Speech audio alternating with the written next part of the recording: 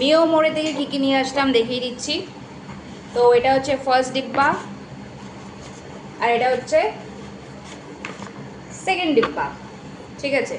তো একটাতে ননভেজ আছে, তো এটা আমি জানি না কোনটা কি দিয়েছে, তো এটা আমি খুলে দেখি। ওকে, তো ননভেজ এটার মধ্যে দিয়েছে। তো এটা হচ্ছে চিকেন ক্ল, এটা পুরো চিকেন ক্ল। এটা আমি অনেক দিন আগে খেয়েছিলাম, ঠিক আছে। অ্যান্ড মধ্যিখানে আমি মিও মোড়ে থেকে খাওয়াটা ছেড়ে দিয়েছিলাম, কারণ মধ্যিখানে আমি একটা শিক কাবাব নিয়ে এসেছিলাম মিও মোড়ের।